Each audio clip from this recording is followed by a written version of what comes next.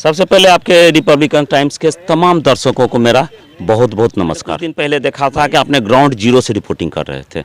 हमको बहुत अच्छा लगा कि आप जनता की आवाज़ को उठा रहे हैं। ये सब चीज़ें बहुत अच्छी चीज़ है और इसी चीज़ से सोसाइटी जागृत होगी, जनता जगेगी। जनता पहले वोट के महत्व को समझे कि वोट आखिर है क्या, वोट क्यों डाल रहे हैं। आपको लिफाफे में 500 के दर से प्रतिदिन 500 के दर से प्रत्येक वोट 2500, 5 गो वोट आपको 2500 रुपया डाल दिए और 15 साल तक जो 5 साल तक जो है आपको नोच करके हम खाएंगे। आप पैसे से लेक्चरर भी है, पत्रकार भी है, ऐसा आपको क्या लगा कि आप एकाएक चुनाव मैदान में आए? मीडिया का मतलब क्या होता है? मीडिएट करना, जनता की आवाज को पदाधिकारियों तक, प्रशासन तक और शासन तक पहुंचाना हमने किया, लेकिन उसमें कोई सफलता नहीं। बड़ा बड़ा आधा आधा पन्ना का खबर लिख दो, कोई मतलब नहीं है। गया यहाँ से पदाधिकारी को मैनेज कर लिया, आ गया, कोई कार्रवाई नहीं होने वाली है, कहीं कुछ नहीं। अगर कार्रवाई होती तो आज नगर पंचायत का विकास हो चुका होता।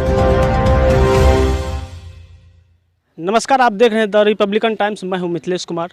नामांकन प्रक्रिया जारी है और नगर निकाय चुनाव की सरगर्मी बढ़ गई है और प्रत्याशी द्वारा जो है नामांकन की प्रक्रिया जारी है और हमारे पत्रकार महोदय जो है प्रभात खबर के हैं संजय कुमार उर्फ मुन्ना जी, वह नामांकन दाखिला करके आए हैं और आइए इनसे जानते हैं क्या इनका जो है मुद्दा है और नगर पंचायत की जो जनता के बीच क्या मुद्दा लेकर आए हैं, क्या कुछ कहना चाहते हैं। सबसे पहले आपके रिपब्लिकन टाइम्स के तमाम दर्शकों को मेरा बहुत बहुत नमस्कार।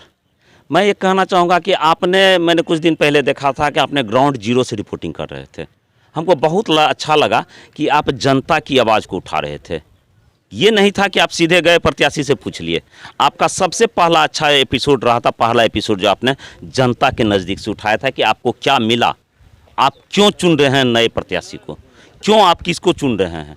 तो ये सब चीज़ें बहुत अच्छी चीज़ है और इसी चीज़ से सोसाइटी जागृत होगी, जनता जगेगी। जनता पहले वोट के महत्व को समझे कि वोट आखिर है क्या, वोट क्यों डाल रहे हैं। आपको लिफाफे में 500 के दर से प्रतिदिन 500 के दर से प्रत्येक वोट 2500, 5 गो वोट आपको 2500 रुपया डाल दिए, अब दे दीजिए और 15 साल तक जो 5 साल तक जो है आपको नोच करके हम खाएंगे। अच्छा मुन्ना जी, एक सवाल है मेरा कि आप पैसे से लेक्चरर भी है, पत्रकार भी है, ऐसा आपको क्या लगा कि आप एकाएक चुनाव मैदान में आए? ऐसा क्या आपका एजेंडा रहा? मिथिलेश जी, लगा कि हम पत्रकारिता 2008 से कर रहे हैं। 2008 से हमको लगा कि हम जनता की समस्या को पदाधिकारी, प्रशासन, मीडिया का मतलब क्या होता है? मीडिएट करना, जनता की आवाज़ को पदाधिकारियों तक, प्रशासन तक और शासन तक पहुँचाना, वो काम हमने किया, लेकिन उसमें कोई सफलता नहीं। बड़ा बड़ा आधा आधा पन्ना का खबर लिख दो, कोई मतलब नहीं है। गया यहाँ से पदाधिकारी को मैनेज कर लिया, आ गया, कोई कार्रवाई नहीं होने वाली है, कहीं कुछ नहीं। अगर कार्रवाई होती तो आज नगर पंचायत का विकास हो चुका होता। मैंने शौचालय से लेकर के टीवी चैनलों पर, शंकर जी के साथ, बंटी जी के साथ, सारे चैनलों पर मैंने इस आवाज़ को उठाया। कहाँ भ्रष्टाचार है, कहाँ प्रधानमंत्री आवास में पैसे लिए जा रहे हैं, उस चीज़ को मैंने रखा। एक बूढ़ी गरीब औरत जो भर दिन भिक्षा मांगती थी, उसका पैसा यहाँ लिया गया, 20,000 रुपया लिया प्रधानमंत्री आवास में। आखिर क्या लगता है कि ये भ्रष्टाचार कब तक चलेगा? पिछले 10 से 15 वर्षों तक वार्ड पार्षदों की खरीद बिक्री होती थी, हॉर्स ट्रेडिंग चलती थी और मुख्य पार्षद बनते थे। अब जनता को इस बार डायरेक्ट चुनने का मौका मिला है। हम जनता से अनुरोध करते हैं कि आप वैसे लोगों को चुनिए जो नगर पंचायत के विकास में, वैसे पुराने लोगों को मत चुनिए जो अजगर बन करके बैठे हुए हैं, ठीक है? वैसे लोगों को इस बार, नए लोगों को मौका दीजिए जो आपके लिए कुछ कर सकें। हमें मत दीजिए, आप अच्छे छवि वाले लोगों को दीजिए, लेकिन नए लोगों को चुनिए, पुराने किसी को मत चुनिए।